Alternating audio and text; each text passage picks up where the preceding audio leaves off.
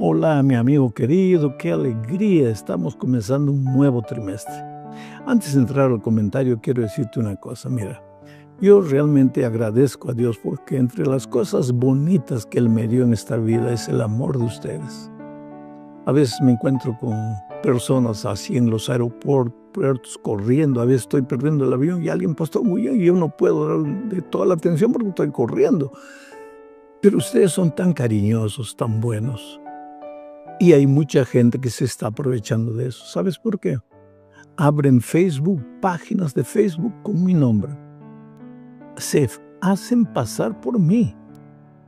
Entran a todas las páginas de mis nueras, mis hijos, mis nietos, de mi esposa. Agarran fotografías de ahí, colocan en la página que ellos inventaron con mi nombre.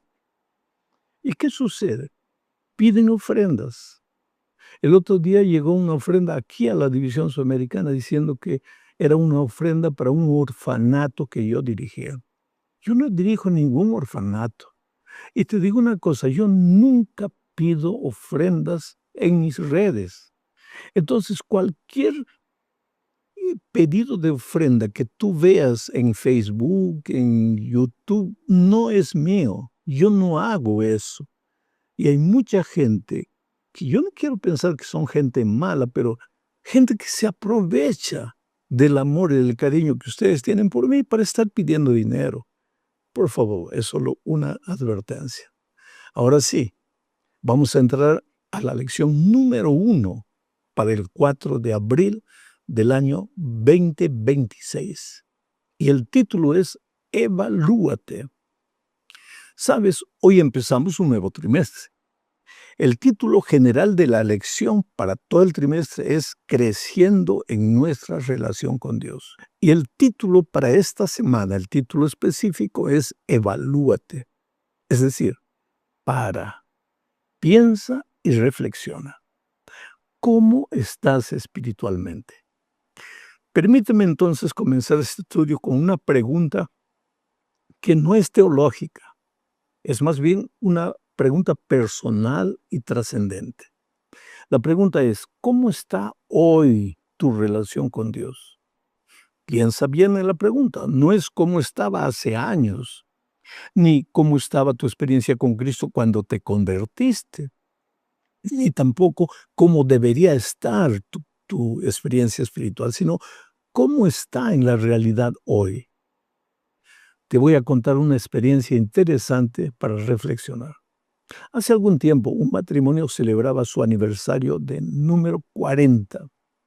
Durante la cena, alguien le preguntó cuál era el secreto para mantenerse unidos tantos años. Y el esposo respondió, nunca dejamos pasar más de 24 horas sin hablar de corazón a corazón. Sabes, querido, las relaciones no se destruyen de un momento a otro. No se rompen intempestivamente. Las relaciones se van enfriando poco a poco, sin percibir. Así ocurre también con nuestra relación con Dios.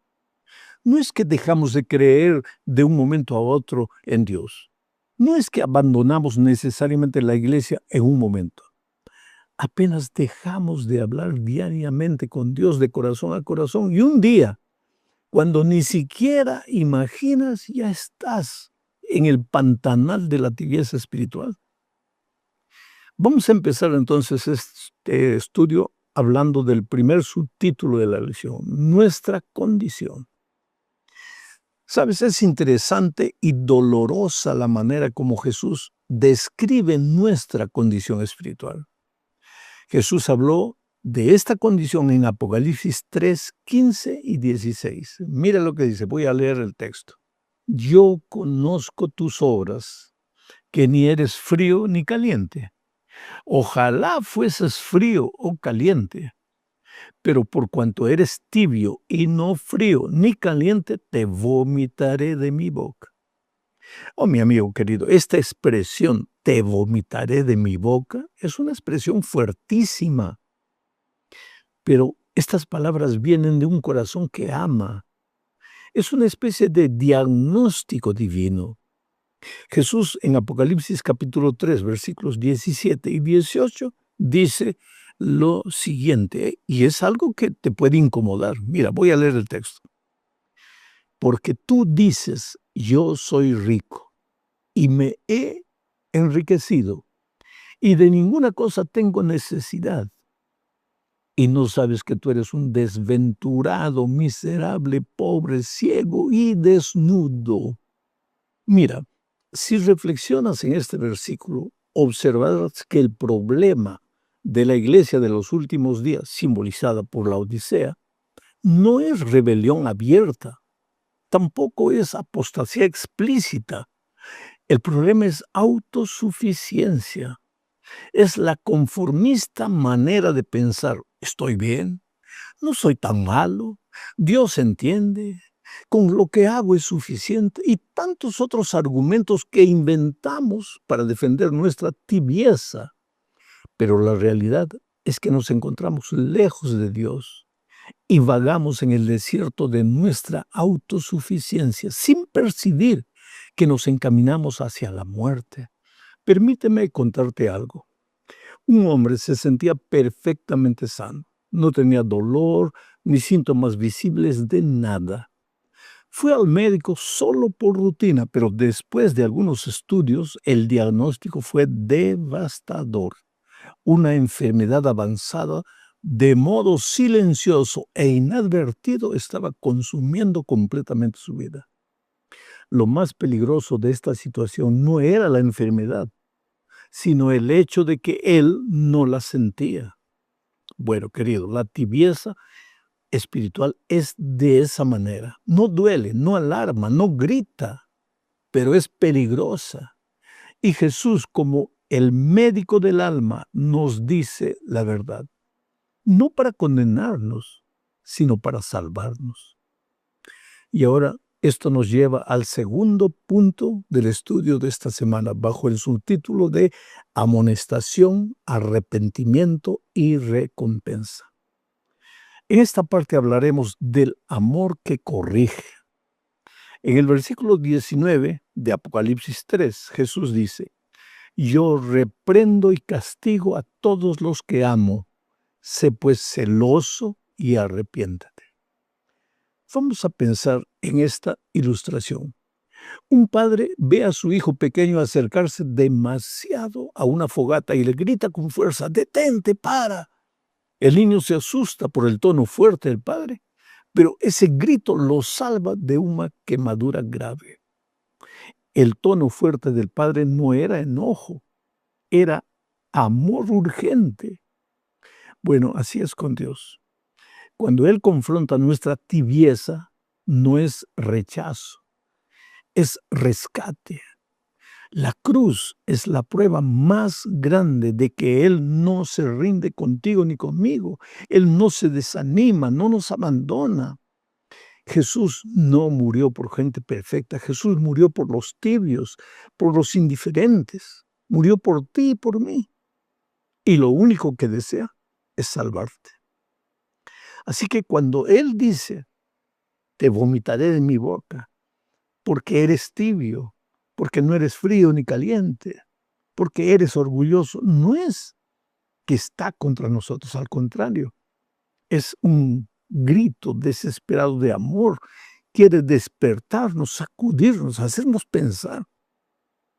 Ahora vamos a la tercera parte de este estudio, bajo el subtítulo de Amor Eterno. Para empezar esta tercera parte de nuestro estudio, tenemos que leer Apocalipsis 3, 20 y 21. Dice así, he aquí yo estoy a la puerta y llamo. Si alguno oye mi voz y abre la puerta, entraré a él y cenaré con él, y él conmigo. Al que venciere, le daré que se siente conmigo en mi trono, así como yo he vencido y me he sentado con mi Padre en su trono.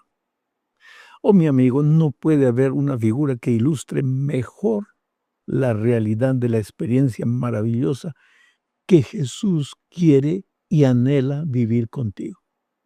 Imagina una cena, la mesa tendida, la comida lista y los miembros de la familia juntos y felices. Ese es el tipo de relación que Dios desea cultivar con sus hijos. Vivir con ellos, andar con ellos, caminar con ellos a lo largo del día y de la noche. Pero para que eso sea una realidad y no apenas un anhelo, Jesús toca la puerta del corazón y tú debes abrirla. Por eso Jesús dice, yo estoy a la puerta y llamo. Siempre esperando, siempre aguardando, siempre a la expectativa de que en algún momento tu corazón sea sensibilizado y le abras la puerta. Existe una famosa pintura de Jesús tocando una puerta.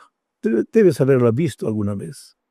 Ahora, alguien observó un detalle interesante en esa pintura. La puerta no tiene picaporte por fuera, solo se abre por dentro. Quiere decir, Jesús no fuerza, no invade, no obliga. Él llama, Él toca.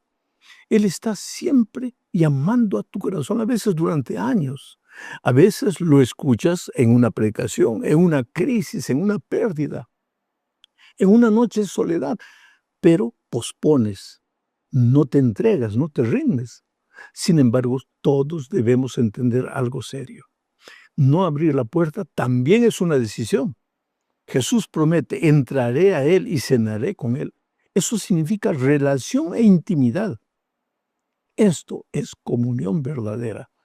Pero para que esa unión exista, esa comunión exista, pues tú tienes que querer, tú tienes que decir sí, tú tienes que entregarte, tú tienes que abrir la puerta. Es por eso que la vida cristiana no depende de que, no, he prometido, he decidido ser fiel, ahora sí, voy a cumplir todo. No, querido, tus promesas no valen nada. Jesús viviendo en ti, ahí tú vas a entender lo que es la victoria cristiana, pero para eso necesitas abrir la puerta. Ahora pasamos a la cuarta parte de este estudio bajo el subtítulo de la permanencia.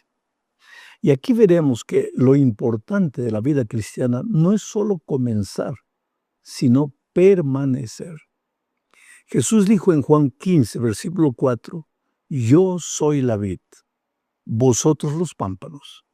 El que permanece en mí y yo en él, éste lleva mucho fruto, porque separados de mí, nada podéis hacer.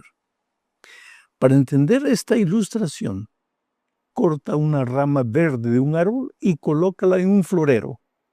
Durante algunos días seguirá luciendo viva, verde, pero ya está muerta. Solo está perdiendo vida lentamente sin que nadie se dé cuenta así de inmediato. Pues muchos cristianos viven así. Mucha actividad, mucha apariencia, religiosidad externa, pero están desconectados de la fuente, son ramas arrancadas del árbol. Permanecer significa pasar tiempo diario con Dios a través de la oración, en todo tiempo, 24 horas por día, relacionando con Jesús a lo largo del día todo lo que haces. Pero además de vivir en espíritu de oración, debes estudiar su palabra cada día. Allí es donde entra el estudio diario de la lección de la escuela sabática. Y yo ya te he dicho muchas veces, tú tienes que cada mañana abrir la Biblia, abrir la lección y estudiar, reflexionar, escribir notas ahí abajo. Porque estos comentarios son solo para ayudarte, no es para sustituir tu estudio personal de la palabra de Dios. Bueno, pero además de estas dos disciplinas, la oración y el estudio de la Biblia, hay una más, que es la testificación, o sea, buscar a otra persona para hacerla discípula de Jesús. En esto consiste la vida cristiana. Es dependencia constante que te lleva a la perfección.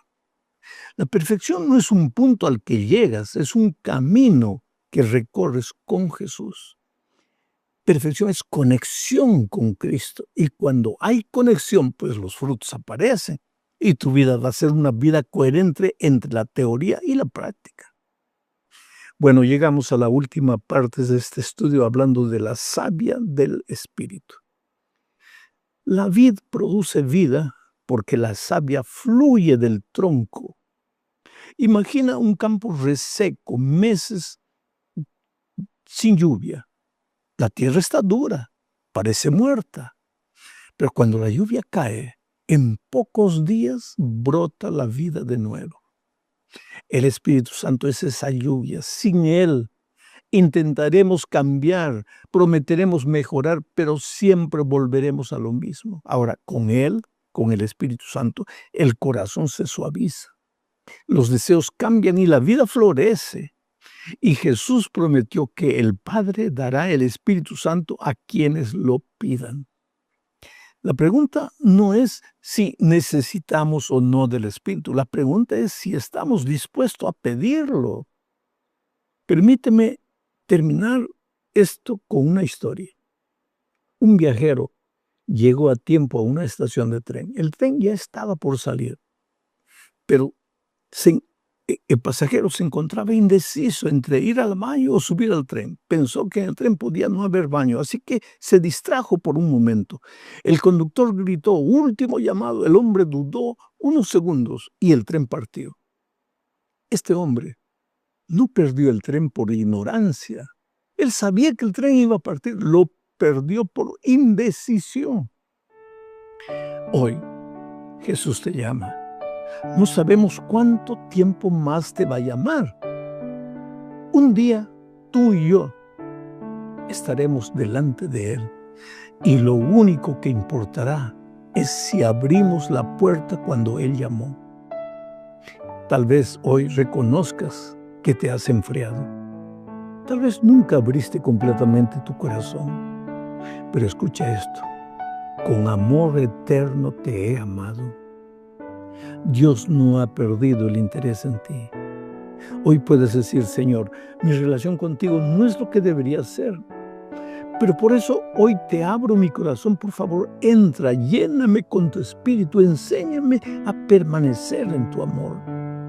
Y si lo haces, querido, si lo haces, ahí viene el Señor Jesús. Primero envía su Santo Espíritu, te levanta. De repente así estás todo en esa vida mediocre, de apatía espiritual, y de repente sucede algo.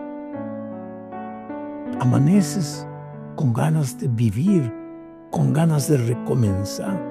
Es que la manera en que Dios te despierta es, a veces, permite que la vida te golpee, que te machuque. ¿Por qué vas a esperar eso? Otras veces el Espíritu trabaja silenciosamente como la brisa y te sacude y te hace reflexionar. Y quién sabe esta lección, Dios la está usando para hacerte reflexionar y llevarte a los pastos verdes y aguas tranquilas. Eres precioso para Dios, no te olvides de eso. Un abrazo, querido, que Dios te bendiga ricamente. Hola, mi amigo querido, qué alegría. Ya llegamos a la última lección de este trimestre. Este trimestre estudiamos las epístolas de Pablo a los Filipenses y a los Colosenses. Ambas epístolas fueron escritas desde la prisión en Roma. Sin embargo, a pesar de estar preso en circunstancias poco agradables, Pablo siempre mantuvo la palabra alabanza, alegría, loor a Dios. Y es que la vida cristiana tiene que ser una vida de alabanza, porque ya dije, hasta a través de las dificultades Dios tiene alguna lección para enseñarnos. Y siempre hay que ser agradecidos a Dios por la manera como guía nuestra vida. Y si en este momento estás pasando por un momento difícil, te digo una cosa. Así como el día dura 12 horas, la noche también dura 12 horas. No te desesperes. Yo sé que en la hora de la dificultad uno no ve luz. La tendencia es, bueno, Dios me abandonó, nadie se acuerda de mí, nada me sale bien, ¿para qué vine a la vida? ¿Para qué estoy en este mundo? No, querido, calma, calma. Tú eres precioso para Dios, tú eres lo más precioso que Dios tiene en la vida. Fuerza, la noche va a pasar. Vamos entonces al estudio de la lección número 13 para el 28 de marzo del año 2026. Y el título de la lección es Permanecer en toda la voluntad de Dios. Y el propósito de la lección es mostrarnos que no basta comenzar la vida cristiana. Hay mucha gente que comienza con entusiasmo la vida cristiana, pero en poco tiempo se desanima. ¿Y por qué se desanima? Tal vez porque las pruebas llegan, sabes que hay 3 razones básicas. Primero, hay gente que se desanima porque el diablo lo ataca y lo hace caer una y otra vez. Y entonces él piensa que lo más coherente es salir de la iglesia, abandonar el evangelio y todo. En segundo lugar, hay mucha gente que te va a criticar, porque infelizmente la iglesia es un hospital. Hay sanos y hay enfermos. Hay enfermos espirituales. Alguien en la iglesia que chismea, que habla mal, que te mira con soberbia, que parece que el evangelio no lo ha transformado, te va a desanimar. ¿Por qué? Tú sal de la iglesia solo si Jesús personalmente viene y te dice: "Hijo, no te quiero ver aquí".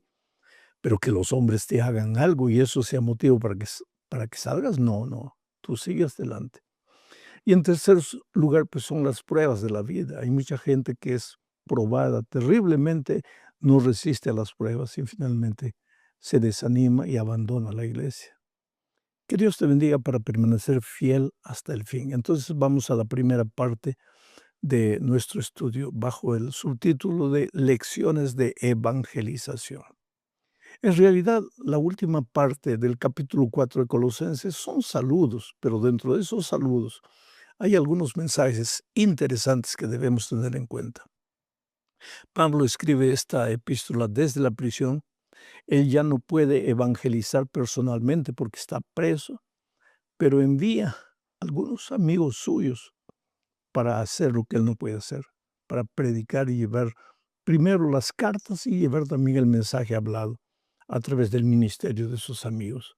Entonces vamos a leer Colosenses capítulo 4, versículos 7 al 9. Dice así: todo lo que a mí se refiere os lo hará saber Tíquico, amado hermano y fiel ministro y consiervo en el Señor. Tíquico. Mira la manera cariñosa como Pablo se refiere a Tíquico. ¿Qué es lo que le dice? Porque esto que está escrito es en la última parte de la epístola a los Colosenses. O sea, cuando escribe a los Colosenses, ¿qué es lo que Pablo dice? Estoy enviando a mi amado hermano, fiel ministro y consiervo en el Señor, Tíquico. ¿Para qué lo estoy enviando? Para que él vea todo lo que están pasando ustedes. Y de acuerdo a eso, no solo les entrega la carta, sino de acuerdo a eso les predique, les enseñe la palabra de Dios. Porque Tíquico ha pasado tiempo conmigo y yo le he instruido y lo he preparado. Y ahora Tíquico va para ustedes, no solo llevando la carta, sino llevando instrucciones. Es interesante. Vuelvo a leer. Todo lo que a mí se refiere os lo hará saber Tíquico, amado hermano y fiel ministro y consiervo en el Señor. Hay una parte más que quiero destacar aquí. Todo lo que a mí se refiere. Pablo, en su epístola a los Colosenses, no por que se le estaba acabando la extensión de la carta, sino porque él no quería hablar de sus sufrimientos, de sus dolores. Y dice, bueno, si ustedes le preguntan a Tíquico, él les va a comunicar cómo sufro, cómo padezco, en fin, la vida que estoy viviendo aquí en la cárcel. Pero lo que yo quiero es saber que la carta contiene ánimo. Ahora, Tíquico, que ha visto lo que estoy pasando, les hablará alguna cosa más si ustedes le preguntan. Versículo 8, el cual he enviado, el cual, ¿quién? Tíquico, el cual he enviado a vosotros para esto mismo, para que conozca lo que a vosotros se refiere y conforte vuestros corazones. El versículo 9 dice, con Onésimo, amado y fiel hermano. Tíquico no fue solo llevando la carta para allá, sino también fue Onésimo, amado y fiel hermano, que es uno de vosotros. Es interesante esta expresión, que es uno de vosotros. Quiere decir que Onésimo, ¿quién era Onésimo? Onésimo era el esclavo de Filemón, que se convirtió en Roma. Onésimo se convirtió en Roma al conocer a Pablo, al escuchar el Evangelio de Jesucristo a través de Pablo, se convirtió y ahora se volvió en un emisario de Pablo y viajó a Colosas donde se encontró con Filemón, su patrón, de quien había huido, y le llevó la epístola a Filemón. Entonces Onésimo viajó con Tíquico para Colosas, ambos enviados por Pablo. Vamos a seguir leyendo. Versículo 9. Con Onésimo, amado y fiel hermano, que es uno de vosotros. Todo lo que acá pasa os lo harán saber. Muy bien, vamos a la segunda parte ahora, hablando de la conectividad en la iglesia primitiva. Mira, en aquellos días no había redes sociales, pero Pablo había armado una red de amigos. Y esos amigos iban para un lado, iban para otro lado, hacían otros amigos, transmitían el evangelio. La red evangelizadora de los amigos de Pablo era extraordinaria. Solo en el libro de los Hechos de los Apóstoles se menciona 100 amigos de Pablo. Solo en la epístola de Filemón, en la epístola de Pablo a los filipenses y a los colosenses se mencionan unos 20 amigos de Pablo. Era una red de amigos extraordinaria. Leo ahora Colosenses capítulo 4, versículos 10 y 11. Dice así: Aristarco, mi compañero de prisiones. Aristarco, uno de los amigos que formaba la red de amigos. Aristarco, mi compañero de prisiones, os saluda. Aristarco, ¿quién era Aristarco? Aristarco es mencionado en el libro de Hechos de los Apóstoles, cuando en Efeso hubo un escándalo y la gente enardecida porque al escuchar el evangelio dejaban de adorar a la diosa Diana y los que fabricaban esas estatuillas de la diosa Diana perdieron el negocio y incitaron a la multitud y prendieron a 2 siervos de Dios. Uno de ellos era Aristarco, acompañaba a Pablo. Y en la prisión parece que Aristarco pidió permiso para estar preso con Pablo. ¿Para qué? Para ayudarlo, para servirlo, porque Pablo ya era un hombre de edad. Aristarco evidentemente era más joven. Por eso aquí el versículo 10 dice: Aristarco, mi compañero de prisiones, os saluda. Y Marcos, el sobrino de Bernabé, acerca del cual habéis recibido mandamientos, si fuere a vosotros, recibidle. Marcos, el sobrino de Bernabé. ¿Quién era Marcos? Aquel joven que acompañó en el primer viaje a Timoteo, se desanimó y regresó. Después, en el segundo viaje, quiso acompañarlo de nuevo y ya Pablo dijo no. Este se desanima fácilmente. Bernabé entonces y Pablo se separaron. Bernabé se fue llevando a Marcos. Pablo encontró después a Timoteo.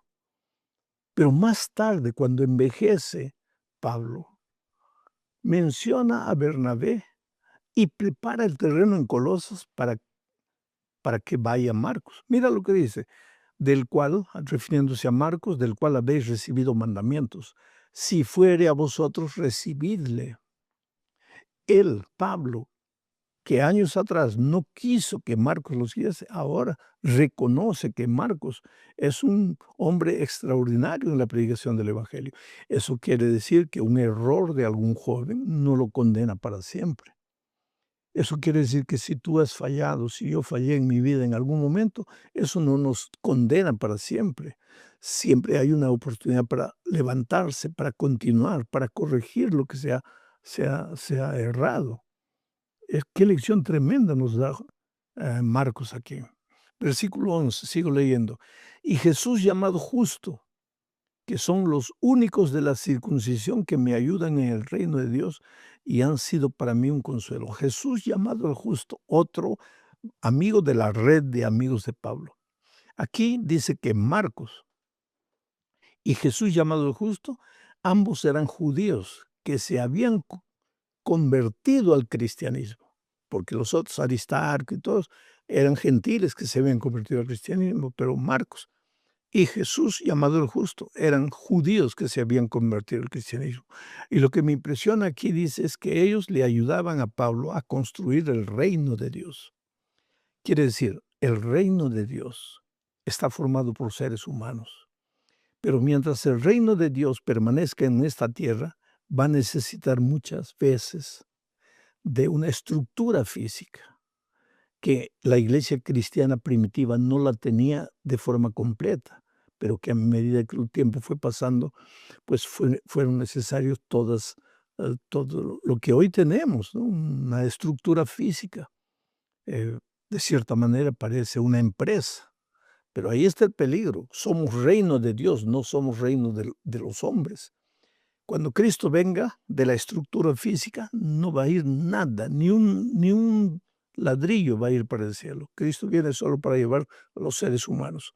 Entonces hay que estar preocupados no solo en hacer crecer la estructura física, sino hacer crecer el reino de Dios, preparando a los hijos de Dios para encontrarse con Jesucristo. Eso estaba claro en la mente de Pablo y también parece que estaba claro en la mente de Marcos y en la mente de Jesús llamado el justo. Vamos a la tercera parte del estudio hablando de perfectos y completos. ¿Qué es la perfección cristiana? Leamos Colosenses 4, 12 y 13. Os saluda Epafras, el cual es uno de vosotros, siervo de Cristo, siempre rogando encarecidamente por vosotros en sus oraciones, para que estéis firmes, perfectos y completos en todo lo que Dios quiere, porque de Él doy testimonio de que tiene gran solicitud por vosotros y por los que están en la Odisea y los que están en Hierápolis. O sea, Epafras no se limitó a llevar la carta para los colosenses. También viajó para la Odisea, que estaba a 20 kilómetros de Colosas, y también viajó para Hierápolis, donde habían núcleos de cristianos. Yo no sé si leyó para ellos la carta que leyó para los colosenses también, o si ministró personalmente allá. Pero lo que interesante es que Epafras también era un hombre que se convirtió y después no permaneció callado. Visitaba iglesias llevando el evangelio y confirmando la fe de los hermanos. Pero lo que me interesa de esta parte es que aquí se habla de perfección. Dice que Epafras oraba por la iglesia de Colosas. ¿Para qué? Para que ellos llegasen a ser firmes, perfectos y completos en lo que se relaciona con Dios. Firmeza. Él no quería cristianos tambaleantes, un pie en el mundo, un pie en la iglesia. A veces sí, a veces no. Y Epafras oraba para que todos fuesen firmes, para que todos fuesen perfectos. Vuelvo a repetir, la perfección absoluta en Cristo es un punto hacia donde nosotros nos dirigimos. Pero cuidado con pensar que podemos en esta tierra alcanzar la perfección absoluta de Cristo. ¿Por qué? Porque nosotros en esta tierra cargamos la naturaleza pecaminosa. Y aunque podemos caminar el camino de la perfección y ser perfectos mientras nos dirigimos a la perfección, somos imperfectos y perfectos. Perfectos porque no desistimos del camino de la perfección. Imperfectos porque no tenemos la perfección absoluta. Pero cuando le veamos como Él es, seremos como Él es. Esa sería la mayor experiencia del cristiano. Muy bien, vamos a la parte 4. Vivir en el mundo sin pertenecer al mundo. Oh, querido, no es fácil seguir a Jesús en este mundo. Leo lo que dice Colosenses 4, 14, 15. Os saluda Lucas, el médico amado, y Demas. Mira, de Demas solo dice eso, Demas. ¿Por qué? Porque Demas lo abandonó. Demas abandonó el camino de Dios. Demas es el típico hombre que entró con un fervor extraordinario a la iglesia y en poco tiempo se desanimó y se fue. Pero Lucas, el escritor del libro de Hechos de los Apóstoles, que acompañó a Pablo en todo tiempo sin aparecer, registrando todo, por eso tenemos el libro de Hechos de los Apóstoles. Lucas, que escribió el Evangelio de San Lucas, ese hombre fue un hombre de inspiración. Os saluda Lucas, el médico amado, y Demas. Saludad a los hermanos que están en la Odisea. La Odisea. La Odisea quedaba a 20, 22 kilómetros de Colosas. Y sigo leyendo. Y a Ninfa y a la iglesia que está en su casa. Había una casa en la iglesia de Ninfa. ¿Por qué? Porque si tú revisas un poco la historia de la iglesia, vas a ver que la iglesia primitiva no construyó templos. ¿Dónde se reunía? En las casas y en las sinagogas. Cuando todos los judíos se convertían, pues la sinagoga miraba un lugar de reunión, de estudio de la palabra de Dios. Pero no había templo, programa de culto como nosotros tenemos hoy, con escuela sabática, con culto divino, con música especial. Eso no existía. En las casas las personas básicamente se reunían para orar, cantar y estudiar la palabra de Dios. Y la iglesia crecía, crecía. Y se dice que el gran crecimiento de la iglesia primitiva en los primeros siglos se debió a que la iglesia se reunía en las casas. Casas se multiplicaban, casas iglesias, hogares de luz, grupos pequeños se multiplicaban. Pero ¿qué pasó? Cuando el emperador Constantino se convirtió, entre comillas, al cristianismo, dijo, ¿cómo es que vamos a estar reuniéndonos a las casas? No, hay que construir un templo para Dios y construir un templazo. Y las personas salieron de las casas y se vinieron al templo. Y ahí comenzó la decadencia espiritual de la iglesia.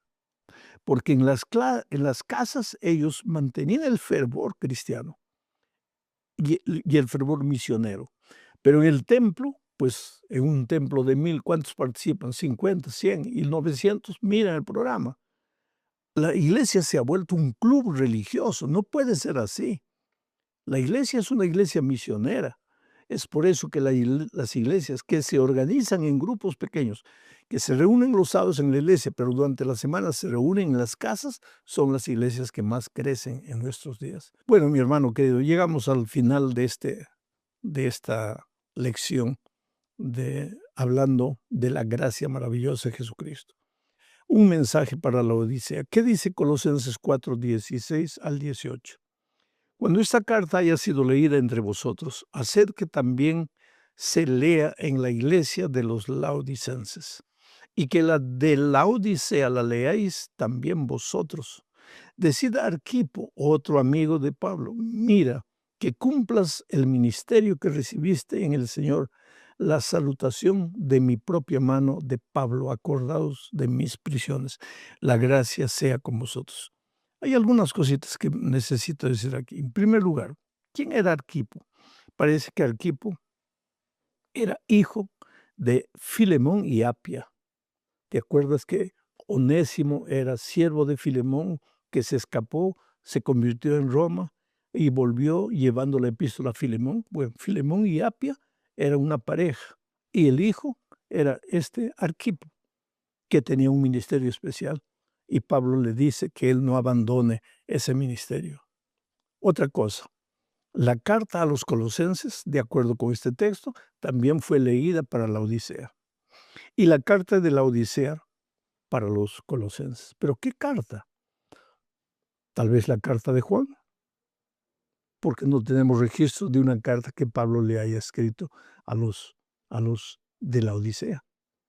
El asunto es que el evangelio estaba siendo esparcido no solo para traer nuevos creyentes, sino para confirmar la fe de los antiguos.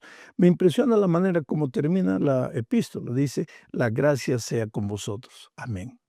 La gracia. Pero el versículo 1 de la epístola a los Colosenses empieza diciendo, Pablo, apóstol de Jesucristo, por la voluntad de Dios, y el hermano Timoteo, a los santos y fieles hermanos en Cristo que están en Colosas, gracia y paz sea a vosotros. Comienza con la gracia, termina con la gracia. La Biblia comienza con la gracia, termina con la gracia. ¿Cómo comienza con la gracia? Dios creó los cielos y la tierra. ¿Qué hizo el hombre? Dios creó los cielos y la tierra, se lo entregó por gracia al hombre. Y termina con la gracia, y la gracia de Dios sea con vosotros. No era solo una manera de saludar. Si tú ves la epístola a Filemón y a los filipenses y a los colosenses, vas a ver que el centro de las dos es la gracia de Jesucristo. Porque la gracia de Jesucristo es el centro de la vida del cristiano. Porque no hay cristianismo sin gracia. ¿Qué sería de nosotros si no existiera la gracia maravillosa de Cristo? Estaremos perdidos, condenados. Pero Él nos amó, entregó a su Hijo. La salvación hoy es por la gracia de Jesucristo. Un abrazo, querido, que Dios te bendiga. Nos vemos en la lección del próximo trimestre, tal vez con un nuevo visual. No sé, va a ser una sorpresa. Abrazos, chao, chao.